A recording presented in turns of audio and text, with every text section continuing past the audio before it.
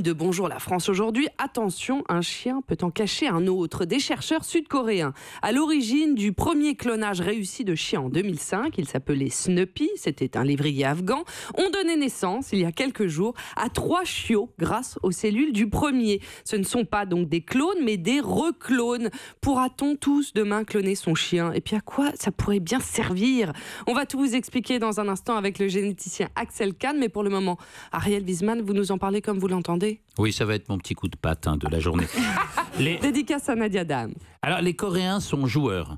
Au nord, ils aiment jouer avec l'atome, on le sait. Au sud, c'est la génétique. Et comment leur en vouloir? Quand Kim Jong-un aura ouvert le dialogue par une agression atomique dévastatrice, le Sud répliquera par un « même pas mal », puisque, anticipant le coup, ils auront déjà cloné et entreposé toute une population à l'identique, prête à resservir.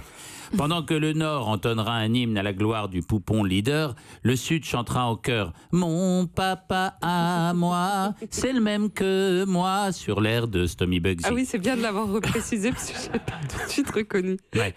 Alors, le clonage de lévriers afghans en Corée, donc, et non en Afghanistan, auquel aucun auteur de science-fiction n'avait encore pensé, fait en effet l'actualité aujourd'hui. Car nos actualités, tous les jours, y compris dans le journal de 20h, toutes chaînes confondues, sont désormais, je ne sais pas si vous l'avez remarqué, consacrées en grande partie à toutes les mutations possibles et imaginables qui vont plus vite que les plus audacieuses science-fiction.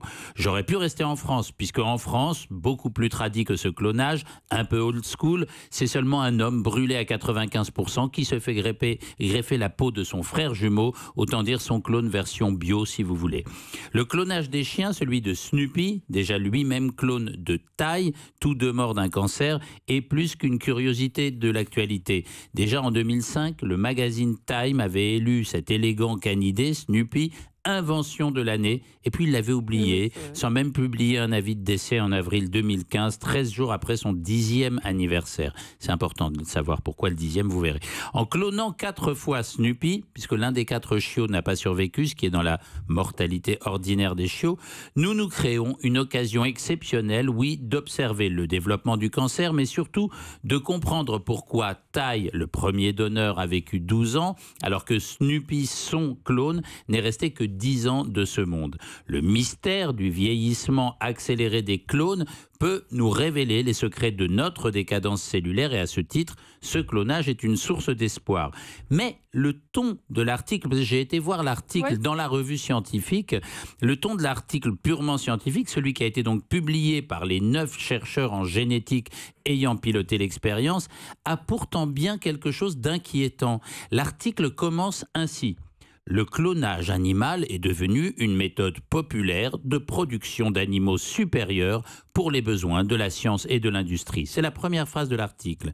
Une formulation quasi désinvolte qui semble détachée de tout scrupule éthique où les mots populaire, production, supérieur et industrie ont de quoi inquiéter notre bon vieil humanisme européen.